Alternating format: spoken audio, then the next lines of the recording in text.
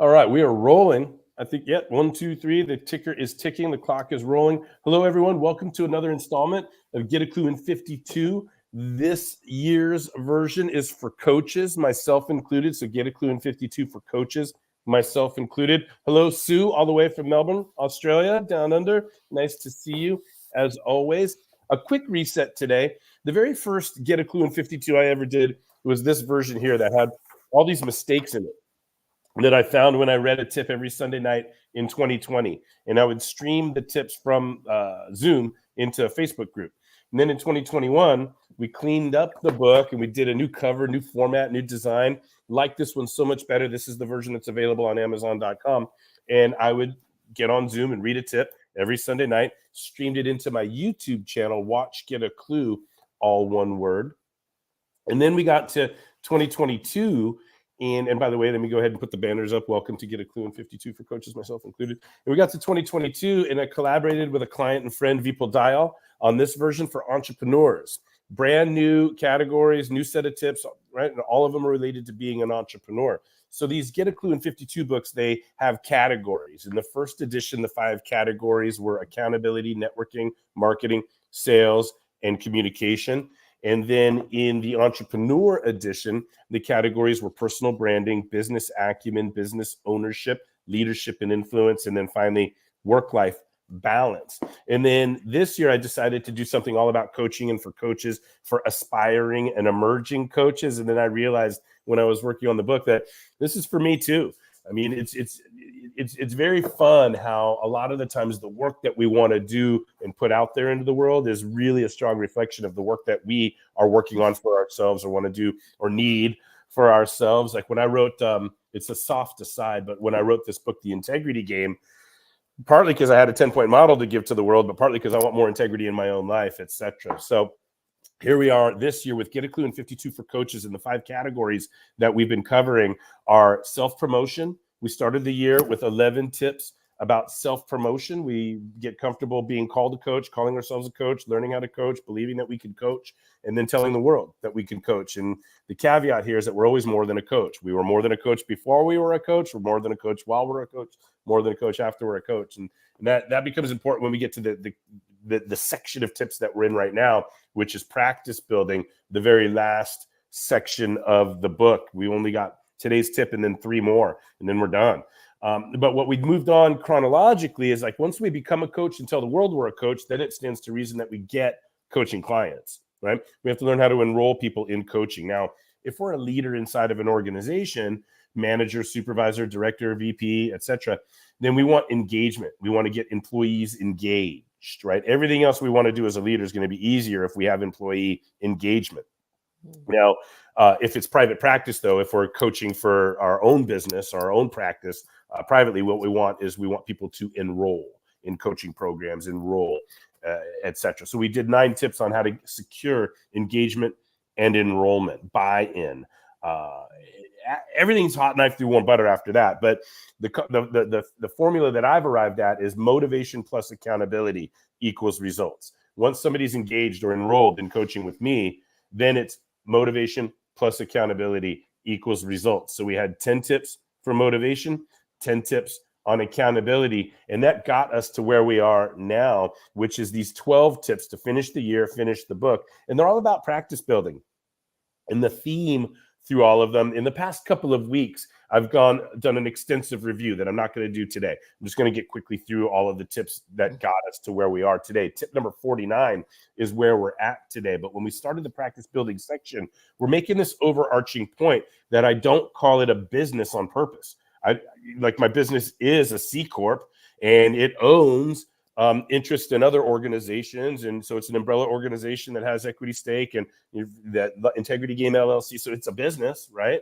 There's a business bank account and business. But I'm not fooling myself into thinking that what I've got is a business by the way that I, refer to that term, or by what having a business means to me.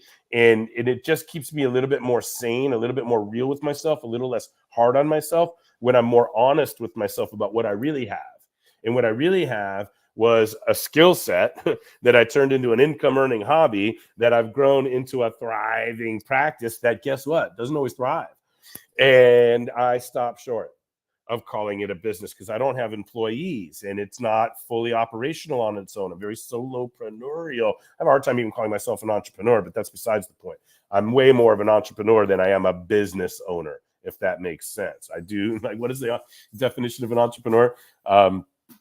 We're crazy people that risk our own money for freedom rather than sane people that make money in exchange for freedom, right? So it's an entrepreneur versus a corporate lifestyle, and neither is better or worse or right or wrong. But anyway, I'm trying to be honest in this practice building section about how hard it is to really build anything into a business that's operational and functional. And it gets us to shine a light on these 12 accountabilities for business building. And these are 12 accountabilities that I train my coaches to hold their clients accountable for in growing their practices, growing their businesses, and their usual suspects. And these are the same for any business. Now, different businesses of different sizes might have more than these 12 accountabilities, or might cut it up differently or title them differently. But by and large, this is it. These are the basics. And let's go ahead and review them.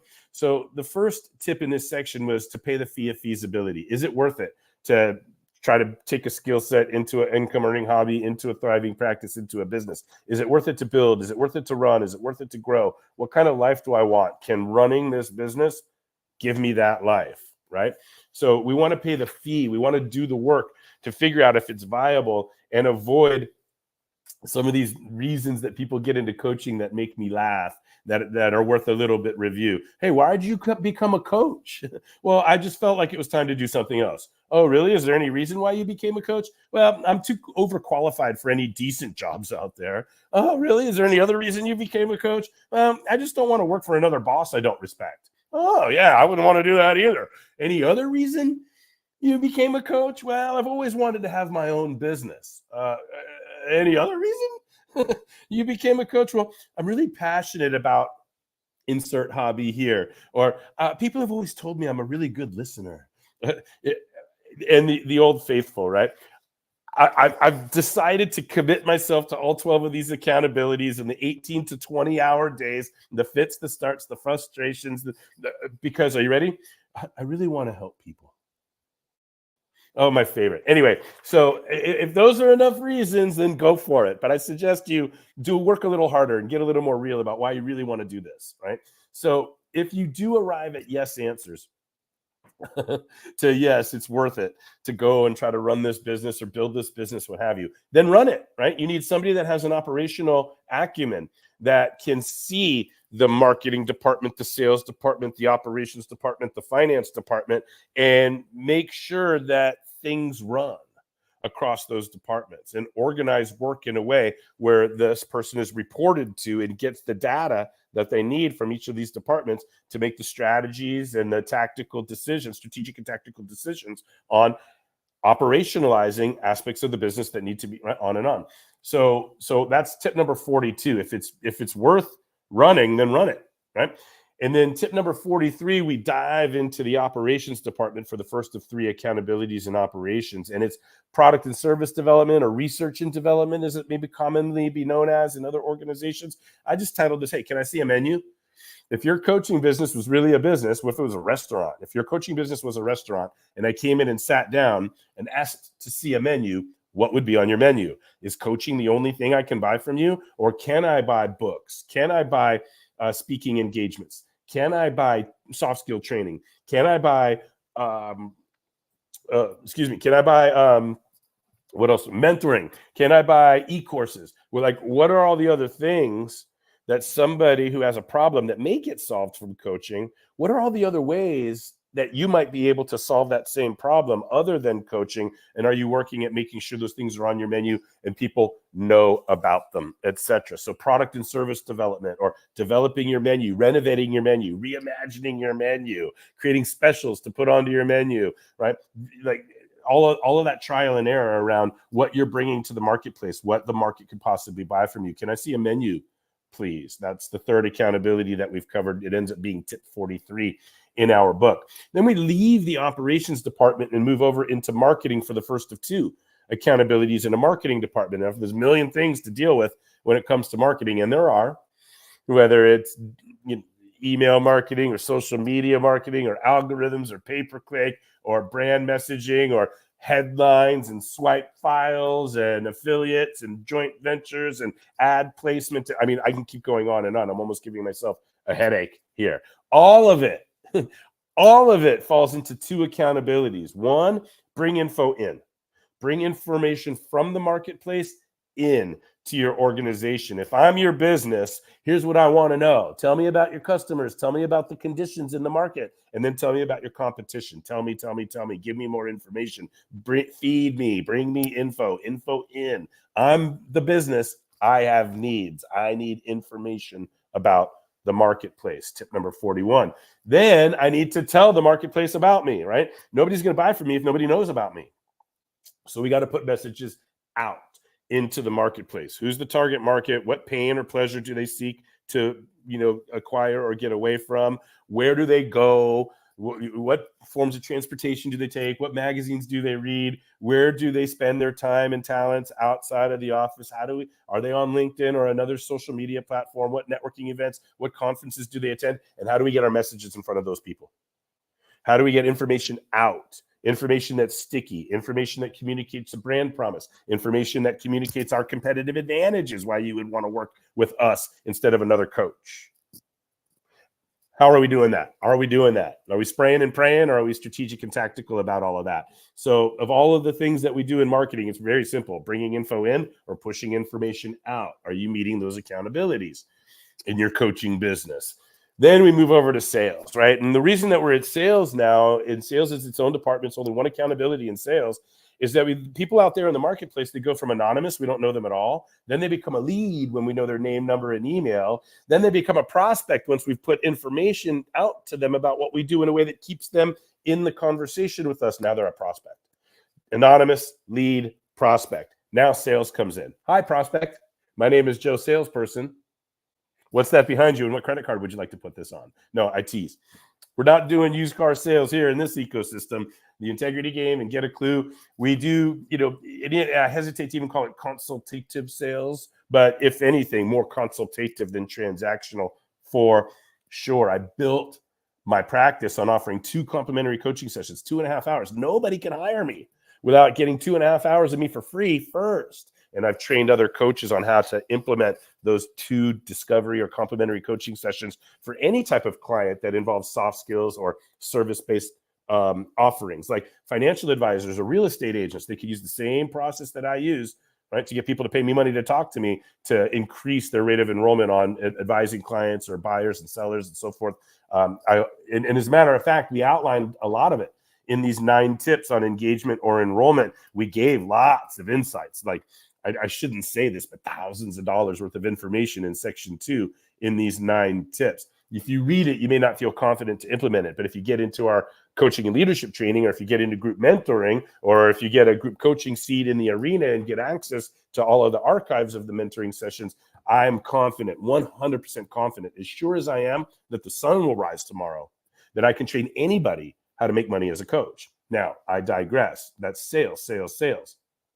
And it's a 5-letter word, not a 4-letter word. But a lot of these coaches, no offense to any of you with your huge hearts and your analytical brains that really want to help people, you may not have the confrontational instincts that sales requires. And I don't even like to call it confrontational. I like to call it pro-frontational, because it's a good thing, not a bad thing, when we recognize a need and present a solution and encourage somebody to take action with all of the safety nets and assurances and guarantees that we can provide, on and on. That's why we do 2 comp sessions, so people absolutely know and feel what they're investing in by the time they invest. We were going to make it as easy as possible, and you got to be all in if you want to get our coaching services, etc. So sales is a 5-letter word. We have a lot to say about that, but mostly it's get over any bad experience you've had in being sold to in a really offensive way, and understand that sales isn't that across the board. Those are just bad salespeople that have a lot of pressure on them and commission breath and browbeating and all of that. But sales is a much more elegant, consultative, persuasive, fluid give and take of understanding problem, presenting solution, building confidence and trust, and encouraging people to take action. I digress. My dogs are barking. They love sales. They love when I get to this. I don't know if you're hearing that in the background, but the dogs are like, yeah, sell it, Jeff. Sell it. Okay. Once we've sold, now we're back into operations. And the second accountability in operations is customer service. The R in our game, we called it. And we're not talking about rest and relaxation. We're talking about repeat and referral. So once somebody has bought from us, now how do we deliver?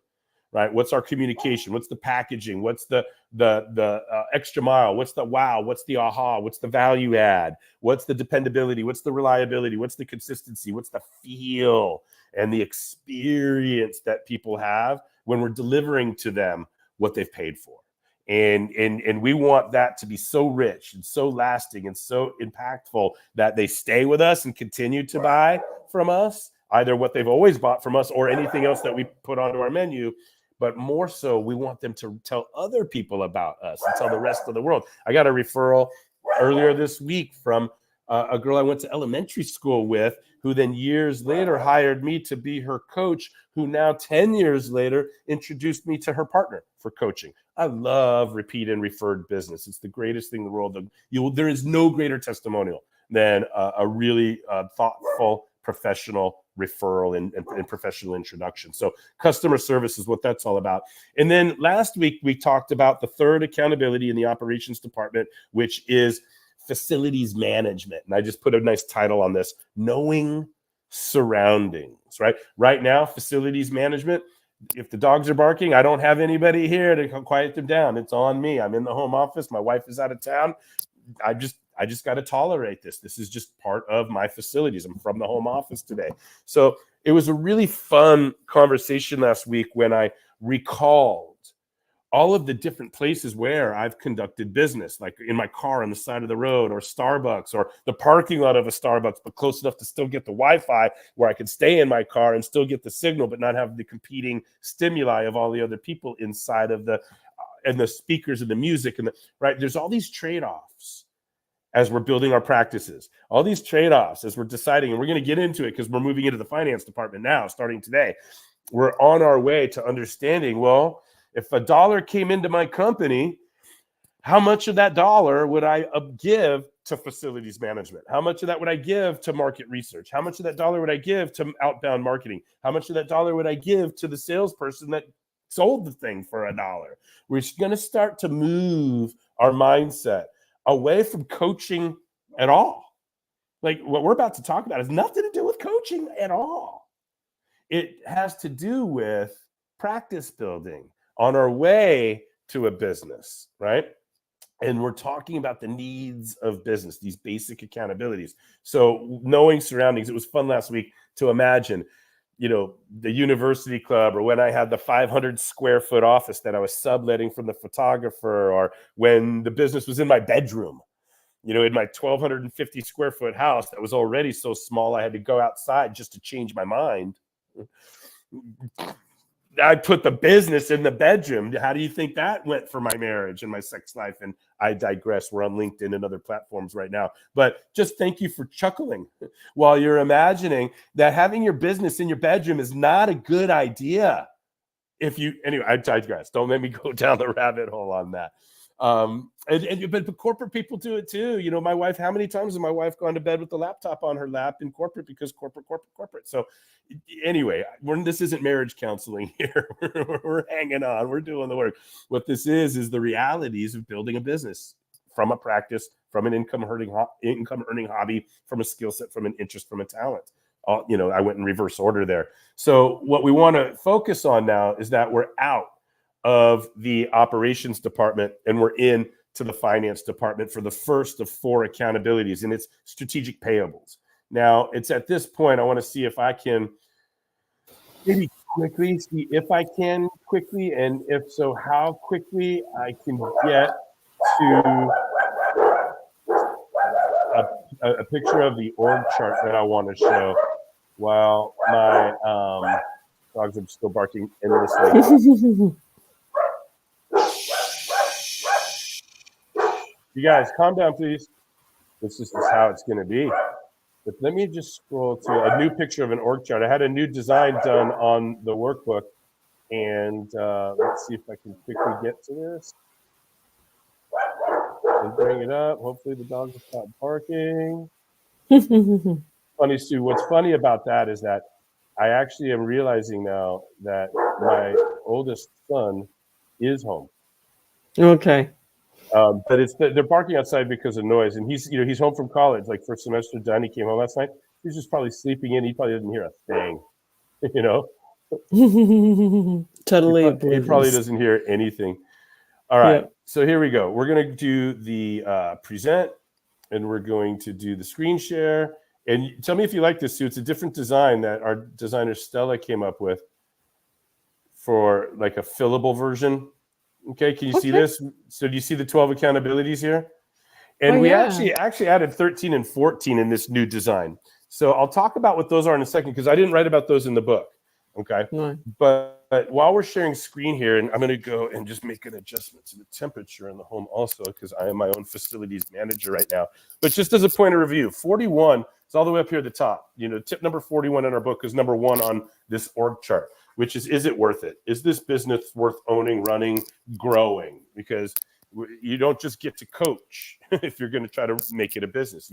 Coaching isn't the only thing you have to do. As we can see here, there's 13, 14 other things you've got to do, right? So then number 2 was, if so, run it. Okay, that's the COO, a chief operating officer type of person. You don't want more than one person in that box because you need decision-making, tiebreakers, and on and on. You don't want to Keystone Cop it and etc. But you can see these 5 departments now. You can for now ignore this other piece right here because these 2 pieces I've added in the last year, they're not in the book, right? Just focusing on these first 12 accountabilities here are tips 41 through 52 in our book. So the departments are marketing, sales, operations, and finance. So we find ourselves here today on the first of 4 accountabilities in the finances department. But remember, we talked about what's on our menu and product and service development over here. And we talked about information in. We talked about information out. We talked about sales being a 5-letter word. Then we talked about serving people to create repeat and referral business. Then knowing your surroundings and facilities management. Like I just got my dogs to calm down and I just lowered the temperature in the home. But now we're leaving the operations department and we're going to go ahead and get over here into the finance department in the first of 4 accountabilities, which is accounts payable. So next week, we're going to talk about accounts receivable. And then 2 weeks from now, we're going to talk about transactional finance. And then finally, we're going to talk about strategic finance. Now, just for curiosity, I put compliance over here as a new department for human resources and legal for a slightly larger organization. But most coaches are solopreneurs, and you're not going to have a human resources department. You're not going to have a legal department or a compliance department at all. You're barely going to meet these 12 accountabilities as is. So let's just keep it basic for now, right? Most coaches I know are solopreneurial, right? Most coaches I know don't have employees. Most on and on and on. Okay, so that's a review. And having said all of that, and before I get into word for word, our tip on accounts payable, strategic AP, strategic payables. And you guys can see I put a reprint of the 12-step org chart here in front of every tip. So if you're following along at home, we're on page 200 straight up, and we're about to get into it. But Sue, let me welcome you again and ask, what did you think of the summary? How we're doing so far? Do you have anything to add prior to getting into this tip? Anything come to mind?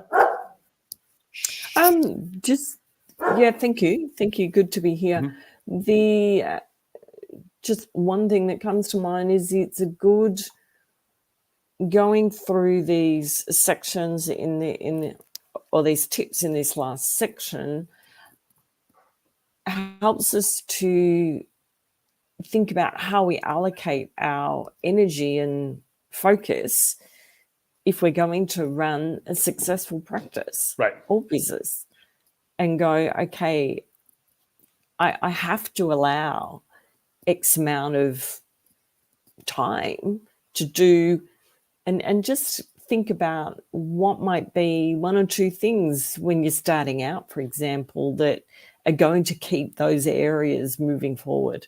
So it helps. Yeah, I love the couple of the words that you use there, like allocate, right? Allocate. You think, oh, I'm a coaching business, my coaching business. So many people would think that all you got to do is coach. No, you have to allocate the totality of your mind and the totality of your calendar. You have to allocate to these various accountabilities. Now, the other thing, though, that the word that you use that I would want to replace is not allow for. You said allow for, when I know what you meant, right? But I would like commit to rather than allow for. True. It's not like just giving marketing permission to show up on your calendar. It's not like inviting sales to have a seat. It's making sure you're doing outbound prospecting and making sure you're having a certain amount of appointments and have a certain amount of comp sessions, so you have a certain amount of opportunity to enroll a certain number of people. And it's not, you know what I mean? I would just be a little bit more, not to put unnecessary pressure on, but for the person that is convinced that what they have is a coaching business or what they're building is a coaching business, okay, then don't allow for, dedicate to. Right? If you're being realistic that, you know what, I built this skill set, I know how to do it, and every now and then I make some money at it. Okay, then allow for. You're right, but now that's the person being more honest that they have an income earning hobby. I have a side gig, right? Versus I'm building a coaching business, right?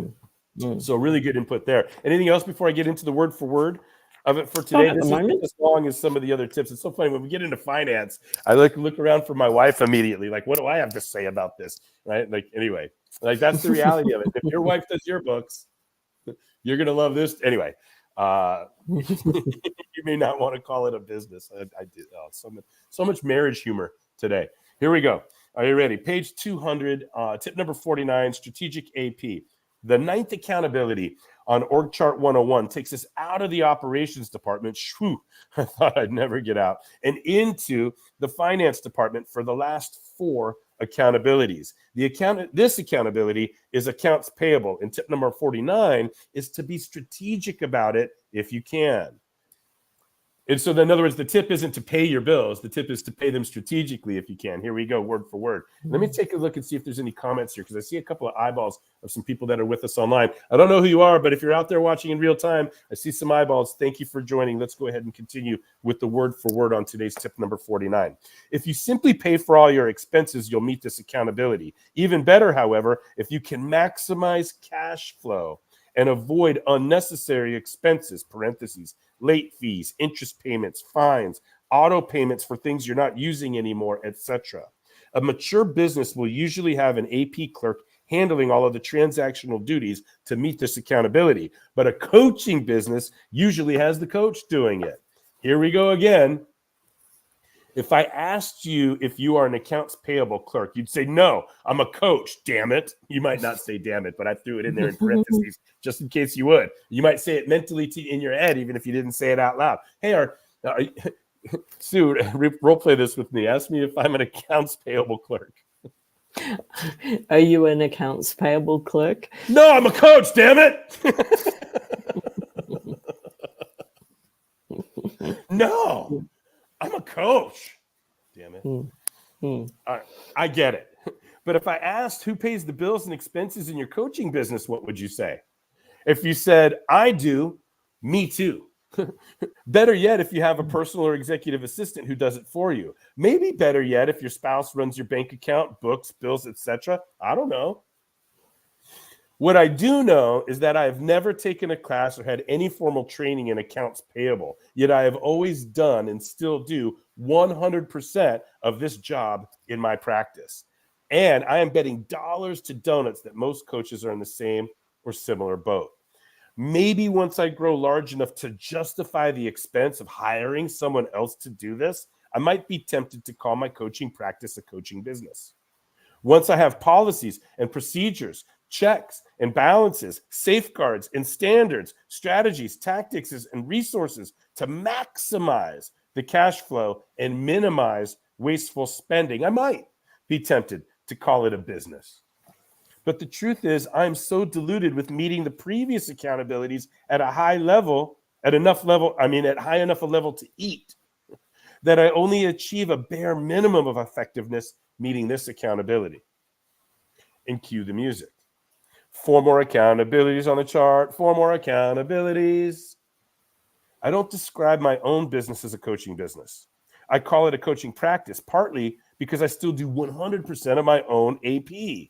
And while I have learned to negotiate good payment terms and have stayed out of debt, I cannot honestly tell you that I audit or strategically improve my own effectiveness in maximizing cash flow or minimizing wasteful spending from an AP perspective. Certainly from AP training or best practices.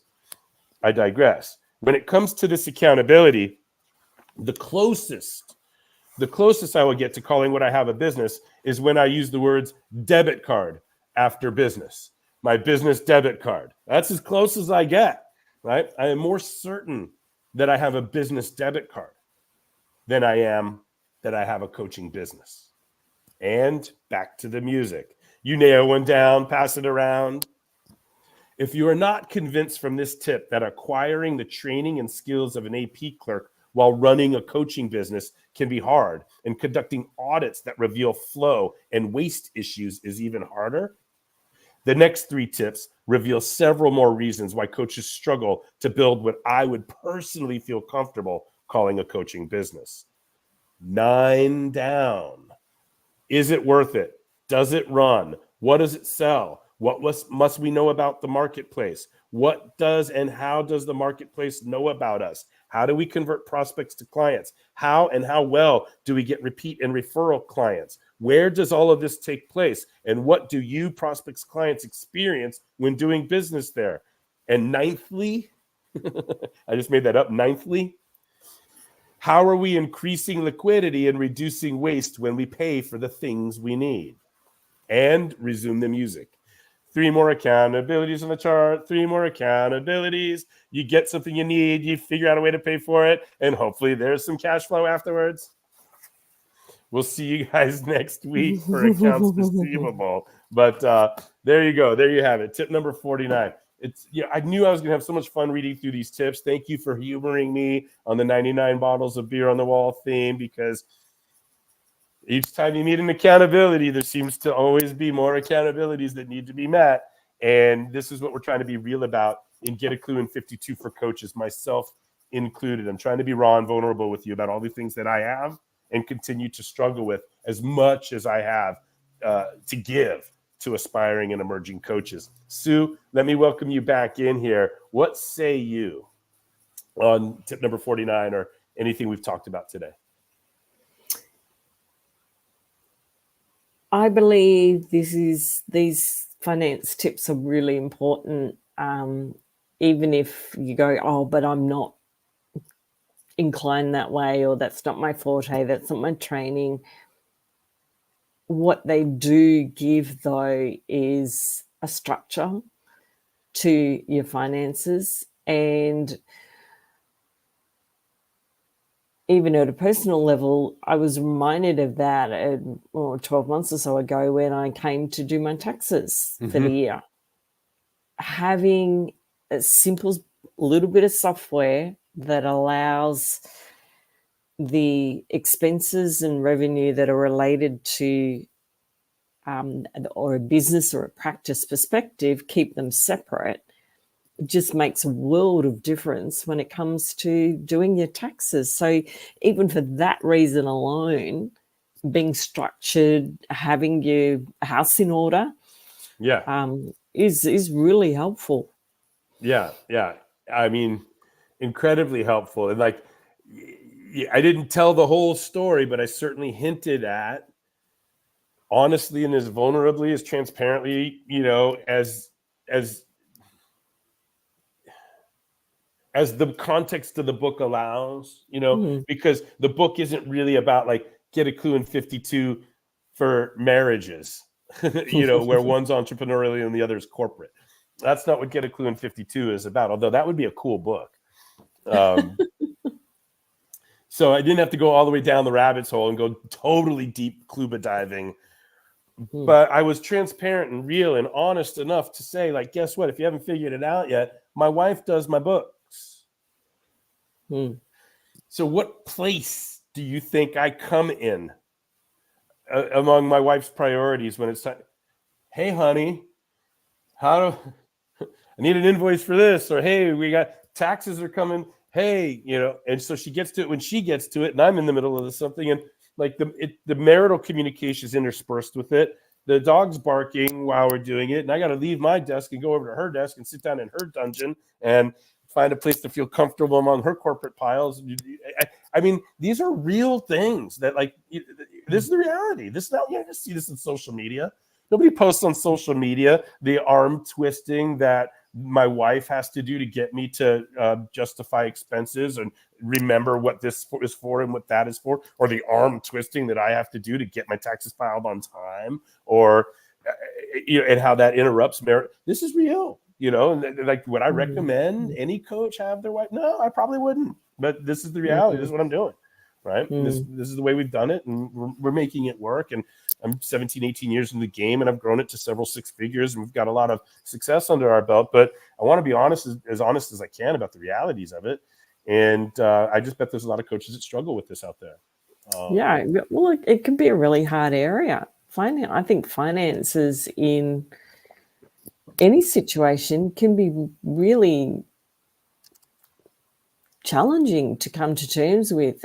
And yet the price you pay if you don't is huge. It can be a deal breaker. Yeah, I want to read this one part one more time in case I went over it too quickly here. Like, and this is just like, I think I could have I was happy to see these things in here. Like, I think this tip, the irony for me, Sue, is that I don't like anything to do with the numbers and, numbers. I'm a communication guy. I'm an emotion guy. I don't, to do it, I have to get out of my comfort zone, concentrate really hard, maybe even sedate myself, like grading papers. I love teaching. I hate grading papers, right? But same thing with my business. I love coaching. I love selling coaching. I love marketing coaching. I don't want to do market research. I don't want to do accounts receivable. I don't want to do accounts pay. I don't want to do the taxes.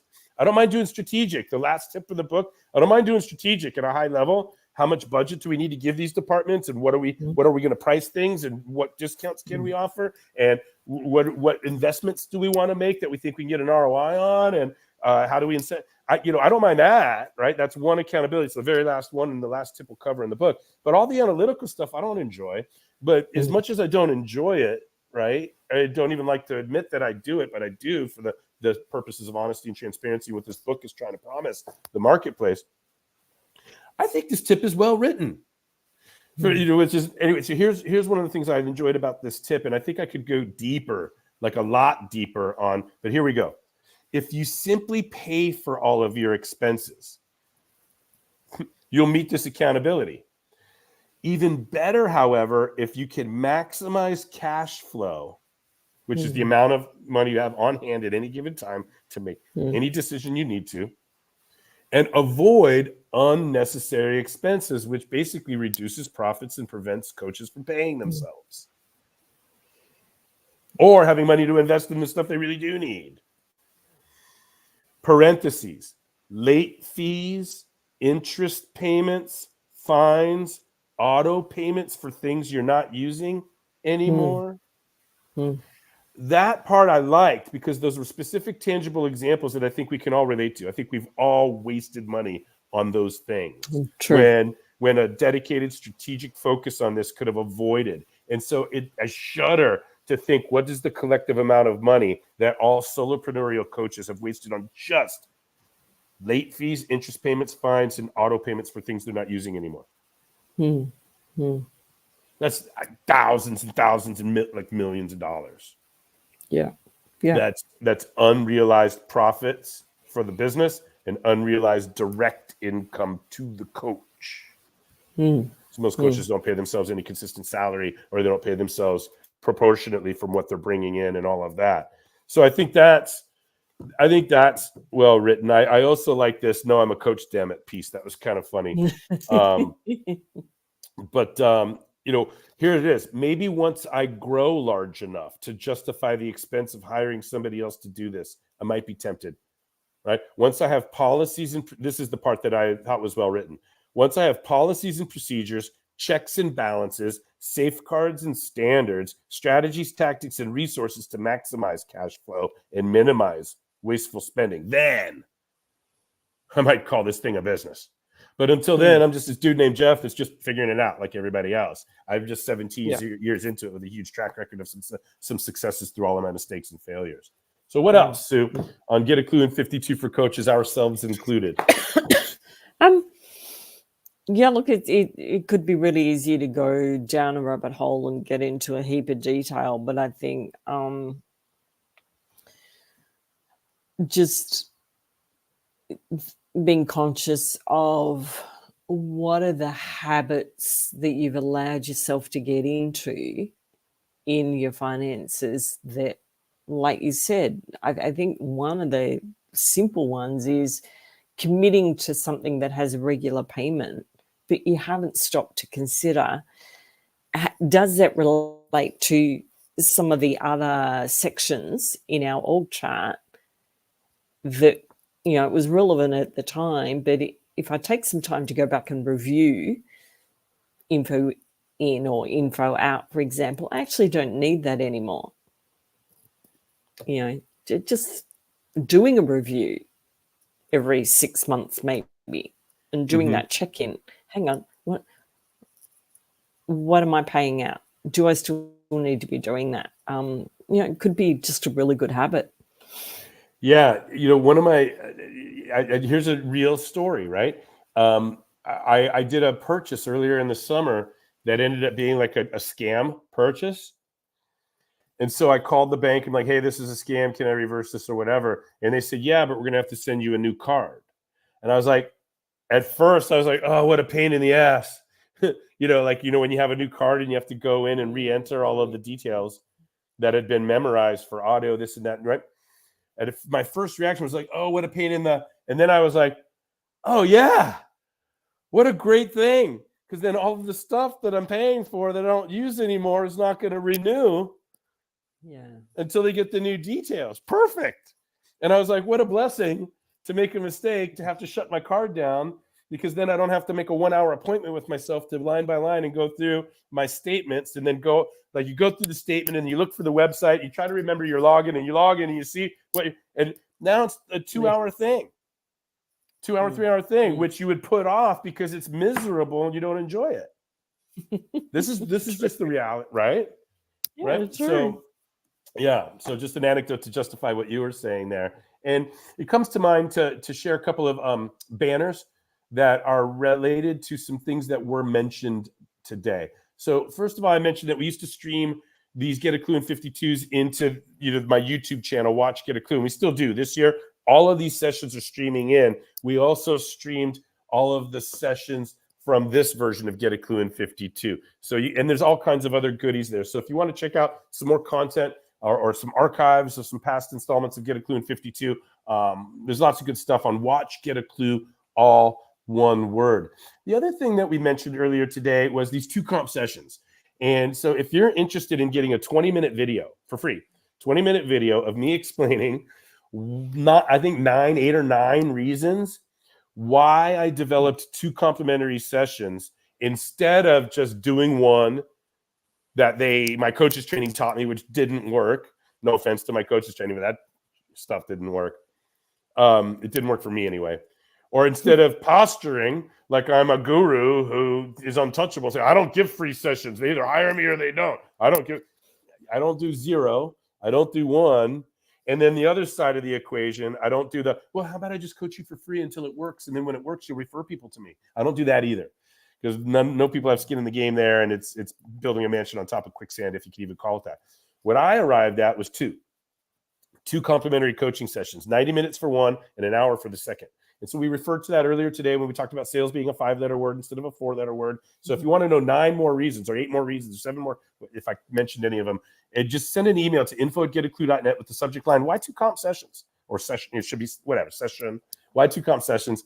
And we'll send you that video. And you can learn more about that. And if you're interested in experiencing 2 complimentary coaching sessions, as long as you have not had them already, then you can go ahead and schedule right onto my calendar or our calendar schedule. It's you're going to be interacting with me at first, but depending on the details that you put in and what you're really looking for in a complimentary coaching experience, I might assign another coach that I've trained that might have a better acumen or a skill set for you. But go ahead and use this calendar to schedule your first of 2 complimentary coaching sessions if you haven't had them already. Schedule 90 minutes for the first session, so neither you nor the coach are rushed or looking over their shoulder or getting in and out of cars or in transition from one thing to the next. You really want to sit down and make sure that you can record the session on your side and take good notes and really focus. The sessions may not take 90 minutes, but you want to budget 90 so that neither side of that equation is looking over their shoulders. So those are a couple of things that I thought I would throw out to wrap up. And again, just as a matter of review, we covered tip number 49 today, which is the first of 4 accountabilities in our finances department.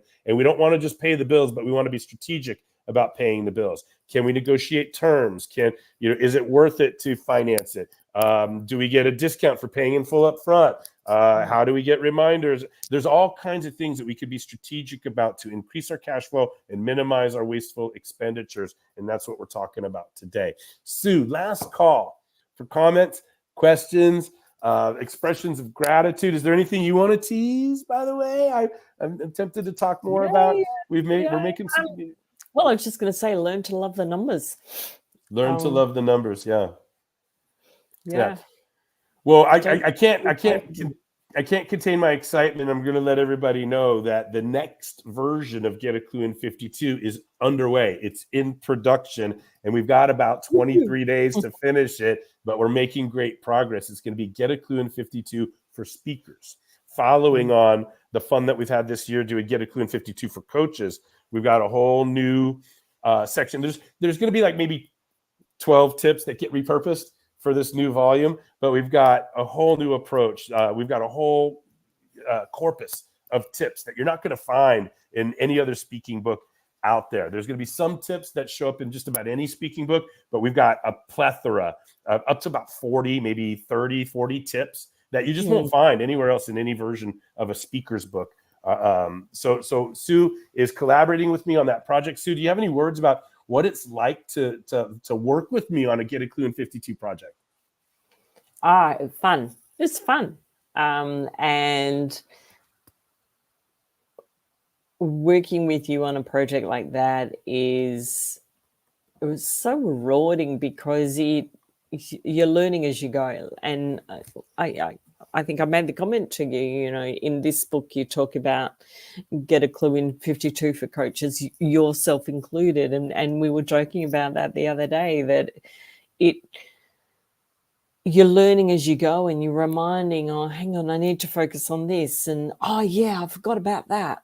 That's really important. Maybe I can do a little bit more work on that. So it's fun, really good. Great experience. Yeah, I love that I'm hearing the fun, and I love that I'm hearing that, like, as we are co-authors, the intuition, or what's intuitive there, is that we're experts. We have a lot of information to give to an audience. But what I like that we're being so clear about is that, guess what? We're learning as we're doing this. We're learning about ourselves. We're learning more about what we're trying to share. It's never one or the other. It's always both, isn't it? Yep. So Get a Klu in 50, Get a Klu in 52 for speakers is coming in January 2024. If anybody out there has any questions or curiosity, if anybody wants to read any advanced content, or maybe position yourself to do advanced praise for the book or a testimonial, or if you want to be in the know or involved peripherally in any way, shape, or form in the project, let us know. But Sue is the exclusive co-author for Get a Klu in 52 for speakers, which is coming January 24. And you're the second co-author I've had for a Get a Klu in 52 project. I mentioned at the outset, Vipul Dayal was my co-author for the Entrepreneur Edition. And it's been a treat to work with you, Sue. And what I want to mention, without giving it all away before we dismiss, is that the Get a Klu in 52, even the one with Vipul, right? The posture is, hey, we're a world-class coach. I'm a world-class coach. We're world-class coaches or leaders, and we've got the information to give to you. What I like about what we're doing is our version is going to capture, I want to say in our case, really, the word that always comes to mind is lovely. The loveliness of the mentor-mentee relationship and the loveliness of dialogue. The loveliness of peer learning right? Mm. The books before have been just kind of transactional in my voice, right? Here's the tip. But what we're going to take people into is an immersion in dialogue with us. Yeah. And Yeah. and It's a and different what dynamic. yeah, and you remember when we spent, what is it, 2 days together in Melbourne? I think it was 2 full days, right? One-on-one. Yes. So in addition to seeing me get up in front of a room full of entrepreneurs and demonstrate public speaking acumen and have my branding and have my messaging and have all that stuff, you've also seen and interacted with people all around the world with whom I coached through developing their brand, to developing a speech, to getting ready to practice a speech, to being on stage. And just all of our dialogues. You've been in my group mentoring. We've had one-on-one sessions. You've seen me in the training environment with a room full of entrepreneurs. You've had me one-on-one for 2 full days in the hotel. And so what a lovely relationship we've built. And that's one of the things I'm really excited about this book, is that I just don't have another word for it yet, but it captures the loveliness.